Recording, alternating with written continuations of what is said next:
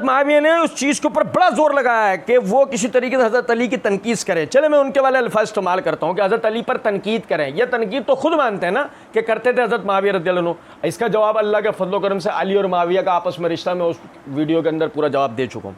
कहते हैं तो लेकिन अकील बिन अबी तालिब जो है ना, उन्होंने हज़रत अली पर तनकीद नहीं की। उन्होंने पब्लिकली कभी यानी कि उनको पेश किया जिस तरह यहाँ होता है कि आए कोई नून लीग से कट के पीटीआई में आ जाता है तो फ़ौरन जलसा होता है कि जी ये पीटीआई ज्वाइन कर रहा है। अकील बिन अबी तालिब को भी ये करवाया गया कि उसने जो है वो आले उमैया की सपोर्ट इख्तियार कर लिए तो वो पब्लिकली, लेकिन उन्होंने हज़रत अली की कभी तनकीस नहीं की।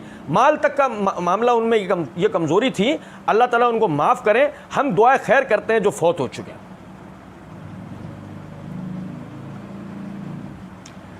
ज़रूर रिवायत होगी मिर्ज़ा जी की जनाब में और मुक़ल्लिदीन की खिदमत में। हमारा 44वां सवाल है।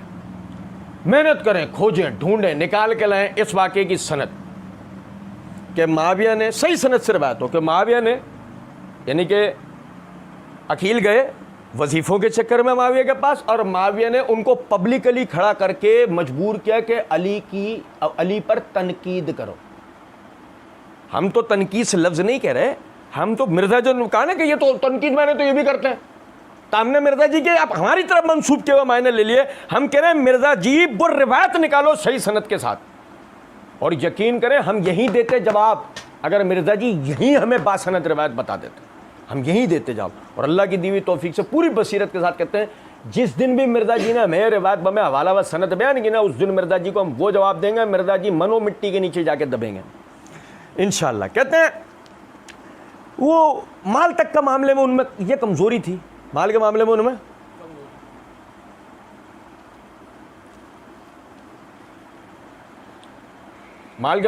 कमजोरी थी। और सुलह के वक्त में हसन ने माविया को क्या कहा था? हम बनु हाशिम जंगो जदल के मामलात में रहते हैं, हमारा माल सर्फ होता है, जब तक ये माल नहीं मिलेगा ये लोग वापस जाने वाले नहीं हैं। अकील बिन अबी तालिब ने किसी दिन इस तरह का जुमला नहीं कहा। अगर माल का नाम ले देने से माल कमजोरी बनता है तो ये जुमला पहले हसन के लिए कहना चाहिए ना। मिर्ज़ा जी कहेंगे नहीं, कोई और कहेगा जुर्रत करेगा नहीं, तो ये जुर्रत अकील बिन अबी तालिब के लिए क्यों? बस बेचारे से ये गरीब से गलती हो गई। वो माविया की तरफ खड़ा हो गया, उसने कह दिया कि माविया का मौक़िफ़ सही है।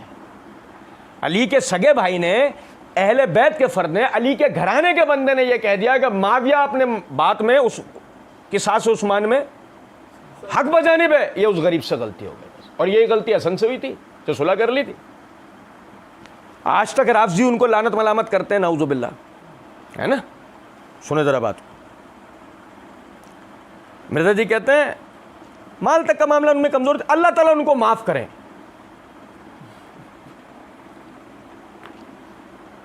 हम बस इतना कह सकते हैं इस मौके पर, इन्ना लिल्लाहि व इन्ना इलैहि राजिऊन। क्या कहें और अल्लाह ताला उनको माफ करें। यार अल्लाह की कसम है, मैं मिर्ज़ा जी के मुक़ल्लिदीन की जनाब में आजिज़ाना अर्ज़ कर रहा हूं, आजिज़ाना। यार इससे बढ़कर गुस्ताखी क्या हो सकती है अहले बैत की? यार क्या औकात है मिर्ज़ा मोहम्मद अली इंजीनियर की, क्या औकात है कि ये अहले बैत के किसी फर्द साहब या रसूल, अल्लाह के रसूल के चचाजाद भाई, जिसके लिए अल्लाह के रसूल कहे मैं तुझसे दोहरी मोहब्बत करता हूं। अभी रिवायत आपको पढ़ के सुना, मैं तुझसे दोहरी मोहब्बत करता हूं, एक भी नहीं, दोहरी मोहब्बत। उसके लिए ये फासिक, ये दज्जाल, ये कज़्ज़ाब आदमी ये बात कहे कि वो उनमें ये गलती थी, अल्लाह उन्हें माफ करे। उसके बाद भी मिर्जा का बाइकॉट ना हो, उसके बाद भी मिर्जा को सुना जाए, उसके बाद भी तुम मिर्जा को अहले बैत का चाहने वाला को, उसके बाद भी तुम मिर्जा को आलिम समझो, उसके बाद भी तुम मिर्जा के लिए कहो कि कोई मुहक्किक आदमी है। मैं कह रहा हूं ये आदमी फासिक हो सकता है, गुस्ताख हो सकता है, बददियानत हो सकता है, धोखेबाज हो सकता है, आलिम हो सकता है, मुहक्किक हो सकता है, दीन का दिफा करना, अहले बैत का चाहने वाला नहीं हो सकता। अल्लाह की कसम यार, अंदाजा। और गिरबानों में झांको अपने, क्या तुम मिर्जा की गलतियों पर, मिर्जा के लिए यह जुमला कहने को तैयार हो, अल्लाह मिर्जा जी को माफ करें, मिर्ज़ा जी के मुकल्लिदीन गलतियों को गलतियां मानने के लिए तैयार नहीं है, माफ़ी तो दूर की बात। हम कहेंगे बेशर्मो बेगैरतों, समझो ज़रा बात को। अहले बैत अकील बिन अबी तालिब के लिए तुम्हारा बाबा कह रहा है कि उसको अल्लाह माफ़ करे, और तुम इसको पी जा रहे हो जुमले को, तुम्हें शर्म नहीं आ रही? अंदाज़ा करें आप। कहते हैं उनके लिए वही दुआ करूँगा, रब्बना इग़फिर लना व लिइख्वानिना सबक़ूना बिल ईमान, अल्लाह ताला हमसे पहले जो जितने ईमान की हालत में लोग गए उनको बख्श दे, और हमारे दिलों में उनके बारे में गिल ना रखना।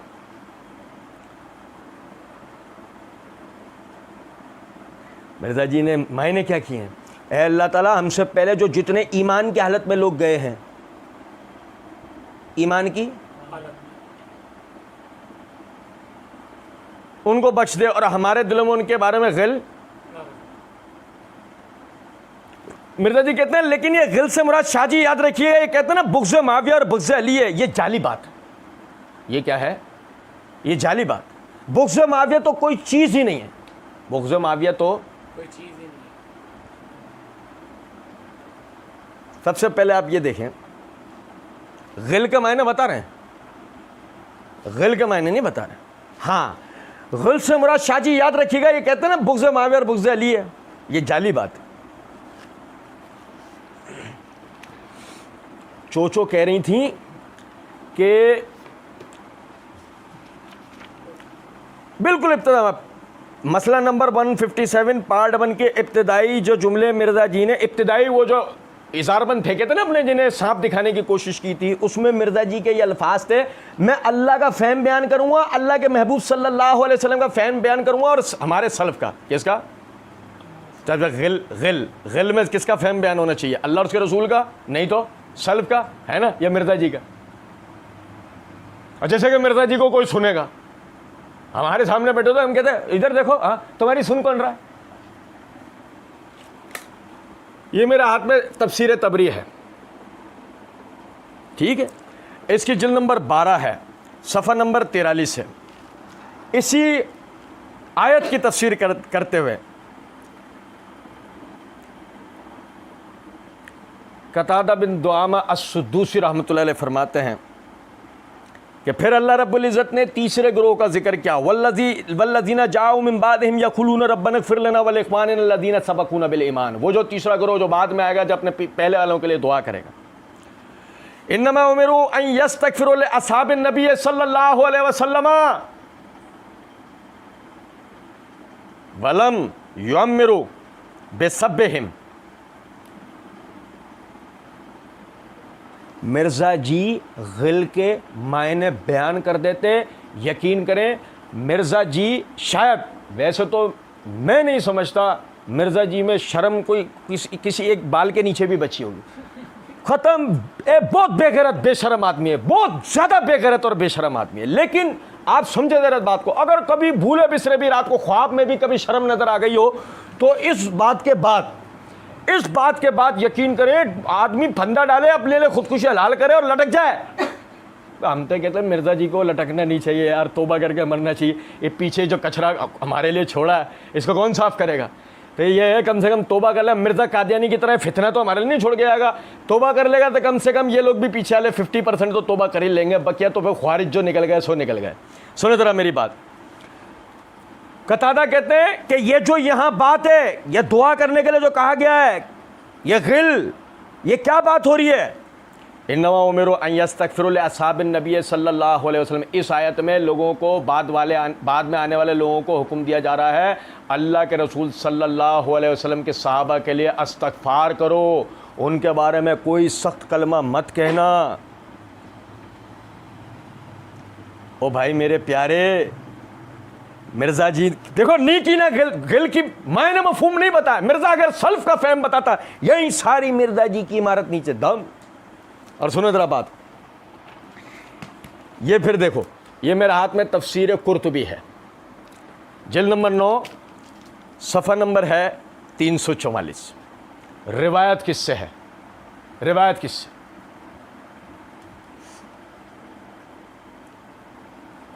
अली के पोते, हुसैन के बेटे, कौन? अली अकबर लक़ब ज़ैनुल आबिदीन। कहते हैं इराक़ के चंद लोग, ज़ैनुल आबिदीन, वो कहते हैं उनके बेटे मोहम्मद इमाम बाकर, उनसे रिवायत करते हैं इराक़ के चंद लोग आपकी खिदमत में हाजिर हुए। ये मिर्ज़ा के ख़ानदान के लोग हैं, वहीं से है ना, कूफे से, कि इराक़ के चंद लोग आपकी खिदमत में हाजिर हुए तो उन्होंने हज़रत अबू बकर सिद्दीक़ और हज़रत उमर फ़ारूक रज़ियल्लाहु अन्हु को बुरा भला कहा। हज़रत अबू बकर उमर को बुरा भला कहा, फिर हज़रत उस्मान रज़ियल्लाहु अन्हु को भी बुरा भला कहा, और उसमें तो हद से तजावुज़ कर गए। आपने कौन? ज़ैनुल आबिदीन। कौन? ज़ैनुल आबिदीन, हुसैन के बेटे, अली के पोते। आपने उन्हें फरमाया तुम महाजिरीन अव्वलीन में से हो? उन्होंने कहा नहीं। पूछा तुम अंसार में से हो जिन्होंने दार हिजरत को पहले ही ठिकाना बनाया हुआ था? उन्होंने कहा नहीं। फरमाया तुम इन दोनों जमातों में से ना होने का ऐलान कर चुके हो, यानी तुम एतराफ़ कर चुके हो तुम ना महाजिरीन में सो ना अंसार में सो? कहा बिल्कुल। मैं इस बात की गवाही देता हूं कि तुम उन लोगों में से भी नहीं हो जिनका जिक्र इस आयत में अल्लाह रब्बुल इज़्ज़त ने किया है, वल्लज़ीना जाओ मिन बादिहिम यक़ूलूना रब्बना इग़फ़िर लना व लिइख़वानिना अल्लज़ीना सबक़ूना बिल ईमान वला तजअल फ़ी क़ुलूबिना ग़िल्लन लिल्लज़ीना आमनू रब्बना इन्नका रऊफ़ुर रहीम। हाजिरीन और अंसार तुमने कह दिया उनमें से नहीं है। तीसरे ग्रोह का अल्लाह ने यह जिक्र किया कि फिर जो उनके बाद आएंगे वो उनके लिए यह दुआ करेंगे, अब उठ जाओ, अल्लाह ताला तुम्हें ज़लील और रुसवा करे, उठो यहां से। मिर्जा जी के दादा परदादा को भगा दिया था ज़ैनुल आबिदीन ने। उठो अब समझ में आ रही है कुछ बात? ये तो हमारे वालों ने बिठा दिया ना इसको लाके, हमारे आले सुमरात वसीम भाई इंडिया वाले। सुनो जरा बात को। और ये देखें, कहते हैं, ये कहते हैं ना बुग़्ज़ माविया और बुग़्ज़ अली, यही जाली बात। अब लुगतन भी ये बात सही है, हमने तो कुरान की आयतें पढ़ के सुनी, लुगतन भी ये बात है। मेरे हाथ में मिसबाहुल लुगात, इसके सफ़ा नंबर 605 के ऊपर गिल के मायने लिखे हुए कीना, धोखा, फरेब, तीनों चीज़ें मेरे दाम है। कोई इनकार कर दे, हमारी वीडियोस देखने के बाद कोई बेशरम होगा बस, बाकी दलाइल से कोई माँ का लाल अभी तक पैदा नहीं हुआ अल्लाह के फजलो करम से जो ये कह दे कि नहीं ये तीनों सिफात मेरे दाम हमने साबित की, कीना भी, धोखा भी, फरेब भी। अल्लाह हमारे दिल में गिल नहीं रखना, मैं नहीं करूंगा। क्यों? क्या गिल दिल में है, गिल दिल में। और सुनो, कहते हैं ये कोई कह सकता है वो लुगत के मायने तुम ले रहे हो। ये इमाम राग़िब अस्फ़हानी रहमतुल्लाह अलैह मुफ़रदातुल कुरान के अंदर सफ़ा नंबर 759 के ऊपर कहते हैं गिल के मायने कीना व पोशीदा बुग़्ज़ के हैं। भाई मेरे प्यारे, किसके हैं? कुरान में है। अब वो दलील के तौर पे बता रहे हैं, कुरान में है वन्नज़अना मा फ़ी सुदूरिहिम मिन गिल, और जो कीने उनके दिलों में होंगे अल्लाह फरमाता है हम सब निकाल देंगे। फला तजअल फ़ी क़ुलूबिना गिल्लन लिल्लज़ीना आमनू रब्बना इन्नका रऊफ़ुर रहीम, और मोमिनों की तरफ से हमारे दिलों में कीना ना पैदा होने दे। तो गल्ला या गिल्लो, किसी के मुतालिक दिल में कीना रखना, किसी के मुतालिक दिल में